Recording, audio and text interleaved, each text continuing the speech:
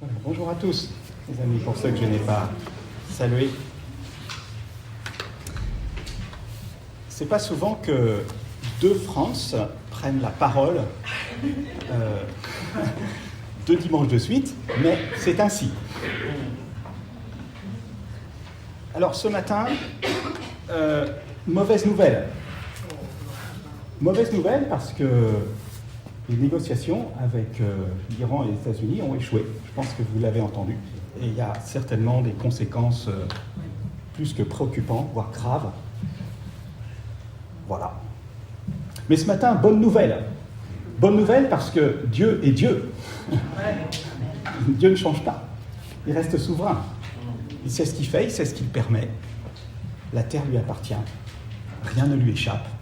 Nous sommes dans le creux de sa main pour tous ceux qui ont placé leur foi et leur confiance en Jésus-Christ. Amen. Alors, comme Matt l'a dit, on va aborder une nouvelle série de prédication sur l'épître aux Corinthiens pour intituler cette série « Christ, notre sagesse, fondement de notre Église et de nos vies ». Et ce matin, on aborde juste l'introduction, les 9 premiers versets que je vais lire, que vous pouvez suivre avec moi dans vos versions. 1 Corinthiens 1, 1 à 9. Je lis. Paul, appelé à être apôtre de Jésus-Christ par la volonté de Dieu, et le frère Sosthène, à l'église de Dieu qui est à Corinthe, à ceux qui ont été sanctifiés en Jésus-Christ, saints par vocation, et à tous ceux qui invoquent en quelque lieu que ce soit le nom de notre Seigneur Jésus-Christ, leur Seigneur, et le nôtre.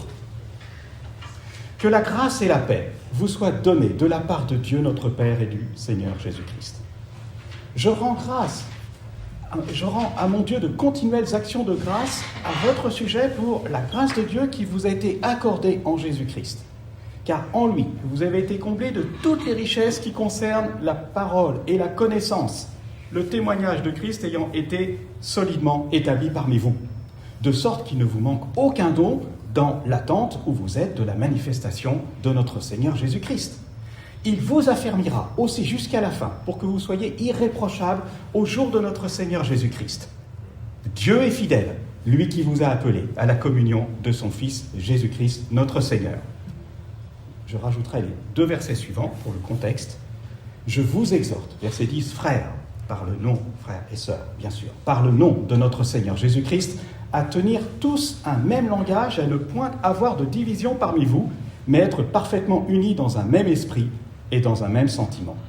Car, mes frères, j'ai appris à votre sujet par les gens de Chloé qu'il y a des rivalités au milieu de vous. Jusqu'ici, la parole de Dieu. J'aimerais intituler cette prédication « Dieu est fidèle ». Dieu est fidèle. Et je vais aborder 2 parties. La première, je vais parler du contexte de cette épître de manière générale et deuxième partie, parler plus précisément sur les 9 premiers versets qui forment l'introduction de l'épître. Alors, parlons d'abord de la première partie qui est plus le contexte rédactionnel, géographico-culturel de cette épître. Paul avait fondé cette église de Corinthe lors de son 2e voyage missionnaire, acte 18, en 52 après Jésus-Christ. Mais c'est environ 4 ans plus tard, en 56, au cours de son 3e voyage missionnaire, que Paul va écrire cette lettre alors qu'il était à Éphèse. Ça nous est dit à la fin de l'épître aux Corinthiens. Corinthe était localisée de manière stratégique dans la province romaine de l'Achaïe, sur une bande étroite entre la mer Adriatique et la mer Égée, avec 2 ports qui faisaient le lien entre les 2 mers. Et sa localisation en faisait un centre de passage pour les routes commerciales d'est en ouest. Et ça lui procurait évidemment beaucoup de prospérité et amenait en même temps la luxure et l'immoralité. Et c'est au point qu'à l'époque, le verbe corinthianiser, si on peut dire, ça signifiait vivre dans la débauche. Ce passage d'est en ouest reste encore important aujourd'hui et il a été facilité grâce au canal de Corinthe, qui est une voie artificielle d'eau de 6 km creusée à travers l'isthme de Corinthe, au sud de la Grèce moderne, pour relier les 2 mers. Gros avantage, c'est que ça permet aux navires d'éviter un détour de 400 km autour de la péninsule du Péloponnèse, qui est le sud de l'ancienne province romaine de l'Achaïe. Après ceci, ce rapide petit survol géographique, je voudrais m'attarder sur l'introduction donc des 9 premiers versets. Et avant de m'attarder sur l'introduction par ces 9 premiers versets, je voudrais survoler le plan que l'on pourrait donner de l'Épître. Il y en a plusieurs, mais celui-ci me semble assez simple. Les 6 premiers chapitres, ce sont des réprimandes qui concernent des divisions que Paul adresse. Et le rapport alarmant des gens de Chloé va être l'occasion pour l'apôtre Paul de dénoncer ce qui ne va pas, mais aussi d'exhorter les Corinthiens. Et remarquez, je vous fais remarquer d'emblée au passage que le premier domaine que l'apôtre pointe, c'est celui des paroles. C'est pour ça que j'ai aussi lu les versets 10 qui viennent tout de suite après. « Je vous exhorte, frères, par le nom de notre Seigneur Jésus-Christ, à tenir tous un même langage et à ne point avoir de division. » Intéressant, le même langage ne veut pas dire, c'est pas synonyme d'uniformité, d'opinion, mais d'union dans la diversité sur ce qui est essentiel. Et puis, chapitres 7 à 15, la deuxième partie, ce sont des réponses aux Corinthiens qui concernent des problèmes qu'ils ont soulevés dans une lettre qui ne nous est pas parvenue. Et les réponses à ces questions sont introduites par des petites expressions telles que « pour ce qui concerne » ou « pour ce qui est de », etc. Alors, bien que cette lettre soit un condensé de réprimandes et de dénonciations d'erreurs et de comportements indignes du croyant, l'apôtre en profite pour rappeler la vérité, et la vérité de l'Évangile. Mais je voudrais souligner, et ça c'est important, que contrairement à l'Épître aux Romains, c'est intéressant de faire un parallèle entre les deux, les doctrines vont apparaître dans l'Épître aux Corinthiens de manière incidente, pour répondre à des questions ou à des problèmes. Par exemple, si vous regardez ce développement sur l'amour dans 1 Corinthiens 13, c'est purement incident. Et ça suit la question du parler en langue qui est mal comprise et qui est mal appliquée. L'Épître aux Corinthiens est l'une des épîtres les plus circonstancielles de Paul. C'est-à-dire que les sujets qui y sont traités s'enracinent et surgissent de manière spécifique au sein du vécu de ces croyants, dans un contexte de corruption d'une des plus grandes villes de l'Empire romain. Et contrairement à l'Épître aux Romains, dans Corinthiens, la doctrine est vue en tant que vérité enseignée et de laquelle les Corinthiens se sont éloignés, et non pas en tant que vérité exposée et à recevoir. Je voudrais aborder en introduction aussi les problèmes apparents et les véritables problèmes.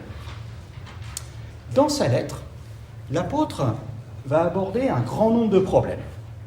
Division, désordre durant les cultes, conception déformée de la vie chrétienne, oscillant entre le laxisme moral ou l'ascétisme malsain, confusion théologique sur des doctrines importantes telles que la résurrection, les dons spirituels ou l'exercice de la liberté chrétienne, immoralité criante, procès entre les croyants, etc., etc. Paul est confronté, mes amis, à une tâche monumentale avec cette Église. Et personnellement, j'aurais dit, les gars, débrouillez-vous. Ou alors ce sont des faux convertis. Mais Paul ne jette pas l'éponge.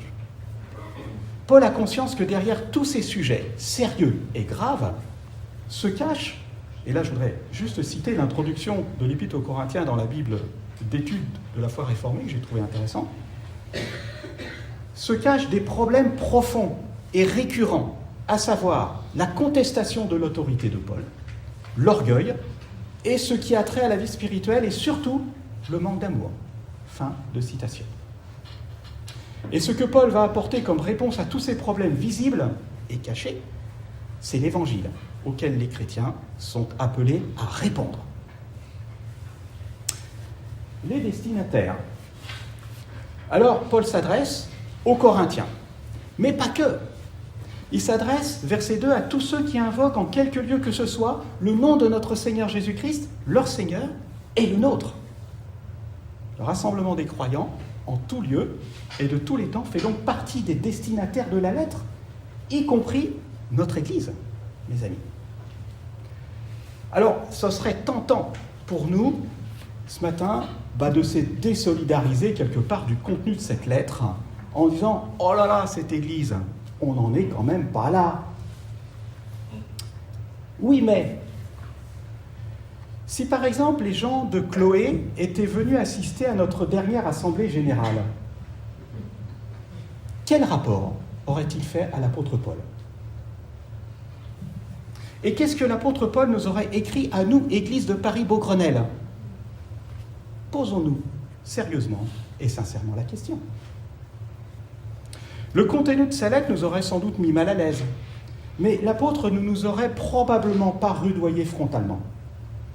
Parce que, pour une église telle que celle de Corinthe, accumulant autant de péchés graves, Paul écrit une introduction étonnamment encourageante, qui semble déconnectée de ce qu'il va devoir reprendre et censurer. Pourquoi ? Bien parce que la confiance de Paul, elle n'est pas centrée sur les Corinthiens. Elle est centrée sur Dieu et sur son œuvre.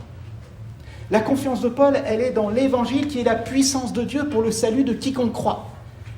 Il sait qu'il n'a rien à attendre des Corinthiens. Il sait qu'il a tout à attendre de son Dieu en qui il a confiance. Et ceci nous amène à la deuxième partie de mon message. Que rappelle Paul dans son introduction des 9 premiers versets ? Eh bien, il va rappeler essentiellement 3 choses. La première, c'est que l'Église appartient à Dieu lui-même, à l'Église de Dieu qui est à Corinthe. L'Église appartient à Dieu, pas à Paul, ni à ses collaborateurs, ni aux Corinthiens. Et si elle appartient à Dieu, rien, ni personne, ne pourra l'empêcher de la bâtir de la manière dont il voudra. Je bâtirai mon Église, dit le Seigneur Jésus, et les portes du séjour des morts ne prévaudront point contre elle. Matthieu chapitre 16, verset 18. Et mes amis, la réalité, c'est que avec ou sans nous, Dieu bâtira son Église. Dieu bâtira son Église. Dieu aura le dernier mot. Dieu sait ce qu'il fait. Et Dieu est capable d'utiliser des instruments aussi imparfaits que nous pour bâtir son Église. À tous ceux qui viennent à lui et qui reconnaissent qu'ils ne sont pas capables d'être des instruments qualifiés pour le faire. La deuxième chose que Dieu Paul rappelle, et c'est important, c'est que les croyants ont une nouvelle histoire, et ils ne doivent pas l'oublier, cette nouvelle histoire. Lorsqu'on se marie, plusieurs d'entre nous le sont, c'est une nouvelle page de vie qui s'ouvre, une nouvelle histoire qui s'ouvre pour chacun des conjoints. Et on ne peut plus agir indépendamment l'un de l'autre, sous peine de mettre à mal l'unité du couple. Et Paul rappelle cette nouvelle histoire à ses croyants et à nous, verset 2. Ils ont été sanctifiés en Jésus-Christ et ils sont saints par vocation. Et je voudrais m'arrêter sur deux expressions importantes qu'il nous faut quand même expliquer. C'est d'abord en Jésus-Christ. 2 expressions. En Jésus-Christ. Qu'est-ce que ça veut dire ? Cela nous parle de cette union spirituelle avec Christ. Le jour où une personne demande pardon à Christ pour ses péchés, elle est baptisée, c'est-à-dire qu'elle est plongée spirituellement en Jésus-Christ et elle est rendue à la vie spirituelle. Paul nous explique ça dans Éphésiens chapitre 2. En Jésus-Christ, l'expression revient 3 fois dans cette introduction. C'est le nouveau cadre de vie, le nouvel environnement dans lequel le croyant se retrouve, au sein duquel il accède à de nouvelles ressources grâce au Saint-Esprit qui lui a été donné et qui habite maintenant dans son cœur. En union avec Jésus-Christ, nous retrouvons les raisons de notre création qui sont mises à part, c'est-à-dire sanctifiées, pour servir et adorer Dieu. Verset 2. En Jésus-Christ, nous bénéficions de la faveur, du sourire, de la grâce de Dieu. Verset 4. De la rédemption, dira Paul dans Romains 3. Nous sommes réconciliés avec lui et nous sommes en Jésus-Christ de nouvelles créatures. Bien d'autres expressions vont avec cela. Deuxième expression, en union avec Jésus-Christ, nous avons été sanctifiés, mis à part, consacrés. Purifiés de leurs péchés, ces croyants sont devenus saints par appel. Sanctifie-les par ta vérité. Ta parole est la vérité, dira le Seigneur Jésus dans Jean 17. Et puis Paul rappellera aux Corinthiens que c'est Dieu lui-même qui a initié ce changement majeur dans la vie de ces croyants, en les associant à une nouvelle histoire avec de nouvelles conséquences. Rappelez-vous, il dira au verset 30, « Or, c'est par lui, Dieu, que vous êtes en Jésus-Christ, lequel, de par Dieu, a été fait pour nous sagesse, justice, sanctification et rédemption. » Ça, c'est l'œuvre de Dieu, ce n'est pas la nôtre. Le pour nous insiste sur l'idée de substitution et de représentation. Tout ce que nous ne pouvions pas être et faire, le Seigneur Jésus l'a été et l'a fait pour nous et nous en met au bénéfice par la foi. Par la foi en Jésus-Christ, son histoire, sa vie, sa mort, sa résurrection est devenue notre histoire qui surpasse notre ancienne histoire. Quand un logiciel plante sur un ordinateur, en règle générale, toujours il faut le redémarrer. On l'éteint et on le rallume. Mais Dieu fait plus que redémarrer quelque part en nous ce qui ne va pas. Il change aussi le processeur. Il nous donne un cœur nouveau. Et nous pouvons redémarrer avec de nouvelles ressources que nous n'avions pas. Dieu, par grâce, on pourrait dire, fait un reset sur nos vies et nous offre un nouveau départ. Et peut-être si parmi nous, il y en a qui ne comprenaient pas ou qui n'avaient pas encore fait ce nouveau départ avec Dieu, vous avez l'occasion de le faire. Vous pouvez venir à Christ, vous pouvez lui demander pardon et vous pouvez tout recommencer à zéro, comme le dit le chant. Venez nous en parler si vous n'êtes pas certain d'avoir fait cette expérience avec Dieu. Et vous aussi, vous pouvez faire partie de ceux à qui Paul écrit, vous avez été lavés, vous avez été sanctifiés, vous avez été justifiés au nom du Seigneur Jésus et par l'Esprit de notre Dieu. Chapitre 6, verset 11. Et ça, mes amis, c'est la bonne nouvelle que l'apôtre Paul met en avant en parlant de ceux qui ont été sanctifiés en Jésus-Christ, dès le début de sa lettre, alors qu'il y avait tellement de misère à blâmer au sein de cette Église. Alors on pourrait se poser la question, pourquoi ce magnifique témoignage est adressé à l'Église de Corinthe alors que l'apôtre est amené à leur faire des reproches sérieux par la suite? Pour au moins 2 raisons. La première, c'est que Dieu ne se repent pas de ses dons et de son appel. Le témoignage de Christ a été solidement établi parmi vous, parmi eux. Verset 6. Si le comportement de ces croyants n'est pas conforme à ce qu'ils ont professé, il n'en demeure pas moins qu'ils restent enfants de Dieu, appelés pour répondre à l'évangile qu'ils ont embrassé en abandonnant les choses anciennes qui sont passées. Indépendamment de son comportement, un fils restera toujours le fils de son père. Et le jour où nous avons accepté Christ dans nos vies, nous sommes devenus enfants de Dieu. Et nous le restons, même si la communion avec Dieu est mise à mal. Mais nous pouvons être restaurés. La deuxième raison, c'est que l'apôtre exprime un principe de solidarité. Je m'explique. Tous les membres de l'Église ne sont pas concernés par les péchés grossiers dénoncés par l'apôtre. Et ça transparaît par les petits mots « il y a parmi vous » de la jalousie, des disputes. Il y a parmi vous de la débauche. Quelques-uns parmi vous, remarquez, quelques-uns disent qu'il n'y a pas de résurrection des morts. Ou quelques-uns ne connaissent pas Dieu. Je le dis à votre honte. Et néanmoins, vous remarquez que quand Paul s'adresse à l'Église se retrouve solidaire au travers des réprimandes qu'il adresse à l'Église. Parce que l'Église est un corps. Parce que finalement, nous sommes ensemble. Mais l'Église est aussi solidaire dans les encouragements que l'apôtre leur apporte dès le début de la lettre. Il met au bénéfice tous les membres de l'Église de sa confiance fondée sur la puissance de Dieu qui peut et qui veut restaurer ce qui a besoin de l'être. Que la grâce et la paix vous soient données de la part de Dieu notre Père et du Seigneur Jésus-Christ. Verset 3, dira-t-il. Et verset 8, il continuera. Il vous affermira jusqu'à la fin pour que vous soyez irréprochables au jour de notre Seigneur Jésus-Christ.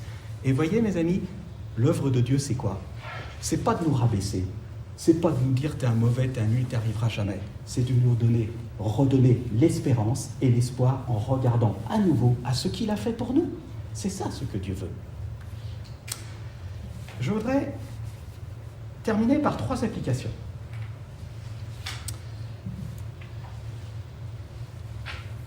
Nous sommes entièrement et complètement acceptés à cause de l'œuvre de Jésus-Christ, parce qu'il n'y a plus aucune condamnation pour ceux qui sont en Jésus-Christ. Romains 8, 1. Bien comprendre l'Évangile passe donc par la réponse de la reconnaissance intentionnelle. Pourquoi je dis cela ? Paul aurait eu toutes les raisons de manifester son aigreur et son mécontentement pour toutes les dérives qu'il devait reprendre dans cette Église. Il y a passé plus de 18 mois pour leur enseigner tout le conseil de Dieu. Mais il manifeste d'abord sa reconnaissance envers Dieu pour ces croyants qui ont beaucoup reçu de la part de Dieu. Verset 4, « Je rends à mon Dieu de continuelles actions de grâce à votre sujet pour la grâce de Dieu qui vous a été accordée en Jésus-Christ. » Et mes amis, nous avons été richement bénis les uns et les autres aussi en tant qu'Église. Ne l'oublions pas. Ces regards, donc, pour Paul, sont sur Jésus et les nôtres doivent l'être aussi pour ne pas laisser le diable utiliser nos mécontentements qui sont injustifiés au regard de tout ce que Dieu a fait pour nous. Si dans un contexte spirituel aussi détérioré que celui de l'Église de Corinthe, l'apôtre pouvait rendre à son Dieu de continuelles actions de grâce au sujet de ses croyants, a fortiori, nous, Église de Beaugrenelle, nous pouvons remercier le Seigneur pour nos frères et sœurs et pour ce que le Seigneur leur a donné.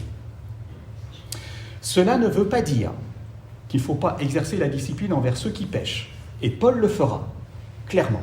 Mais cela veut dire qu'il nous faut être intentionnel pour relever ce qui est bien et ce qui est encourageant, ce qui émane de la grâce de Dieu, au travers des dons que le Seigneur a faits aux uns et aux autres. Et remercier le Seigneur pour cela régulièrement, de manière intentionnelle et volontaire. Malgré tout ce que Paul va dénoncer comme dérive, il ne va pas hésiter à écrire et à clôturer pratiquement sa lettre dans chapitre 15, verset 58. « Ainsi, mes frères bien-aimés, écrira-t-il, soyez fermes, inébranlables, travaillant de mieux en mieux à l'œuvre du Seigneur, sachant que votre travail ne sera pas vain dans le Seigneur. » C'est ça sa conclusion, mes amis.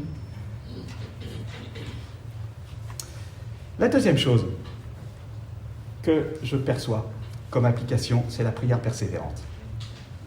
Je rends à mon Dieu de continuelles actions de grâce à votre sujet. Et c'est intéressant parce que là, Paul est en train de lever le voile sur sa vie de prière habituelle, constante, persévérante, envers Dieu pour ses frères et sœurs corinthiens qui ont tellement reçu de la part de Dieu en termes de richesse spirituelle.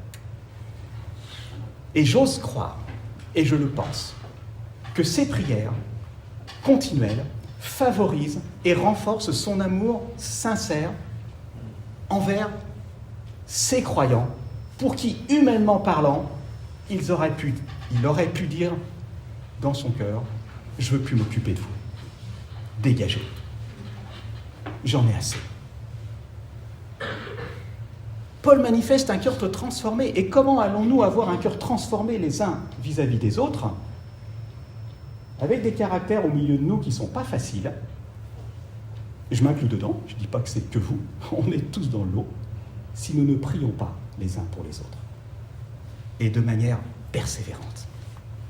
Il n'y a que Dieu qui peut changer les cœurs. Demandons à Dieu de le faire, pour nous. Ces prières favorisent et renforcent son amour sincère, certainement, pour ces croyants qui ont sali, disons-le clairement, le témoignage de Jésus-Christ. On a là aussi une clé pour favoriser l'unité et l'amour fraternel au sein de notre Église. En priant, nous pouvons apprendre à voir nos frères et sœurs comme Dieu les voit, avec un regard d'espérance et non de jugement. Et c'est clairement de cette manière-là que l'apôtre débute cette lettre pour ces Corinthiens. Bien comprendre l'Évangile passera finalement par la réponse de la confiance inébranlable. Si l'optimisme de Paul à l'égard des Corinthiens s'appuie sur la fidélité de Dieu, qui les a appelés à la communion de son Fils, c'est parce que Dieu sait, il sait quoi? Il sait que Dieu est fidèle. Il sait que Dieu est fidèle. Et il le dit au verset 9. Dieu est fidèle, lui qui vous a appelé à la communion de son Fils Jésus-Christ. Et puis verset 8. Il vous affermira aussi jusqu'à la fin pour que vous soyez irréprochables, etc. Dieu voit la fidélité de Dieu. L'apôtre Paul, voit la fidélité de Dieu derrière toutes ces choses. C'est cette fidélité de Dieu qui s'engage à nous affermir et à nous préserver du malin. 2 Thessaloniciens 3. C'est cette fidélité de Dieu qui ne permet pas que nous soyons tentés au-delà de nos forces. 1 Corinthiens 1, 13. C'est cette fidélité de Dieu qui fait qu'il demeure fidèle, même si nous sommes infidèles, parce qu'il ne peut pas se renier lui-même. De Timothée 2. C'est cette fidélité de Dieu qui nous pardonne et nous purifie de tout péché si nous les confessons. 1 Jean 1, 9. Alors, mes amis, il ne s'agit pas de nier la réalité du péché qui défigure trop souvent le témoignage de l'Église de Jésus-Christ, mais de se saisir d'une réalité encore plus grande, celle de l'Évangile et de la fidélité de Dieu en toutes circonstances. Car l'Éternel est bon, sa bienveillance durera toujours, et sa fidélité de génération en génération. Psaume 100, verset 5. Prions. Merci Seigneur Jésus pour ton œuvre parfaite, à laquelle il n'y a rien à ajouter, il n'y a rien à retrancher. On veut nous aussi s'appuyer sur ta fidélité pour avancer avec toi et pour apprendre à nous débarrasser de ce qui n'est pas à ta gloire, pour apprendre à t'honorer ensemble en tant qu'Église. Merci pour ton amour, merci pour ton œuvre, merci pour ta grâce. C'est au nom de Jésus que nous prions. Amen. Amen.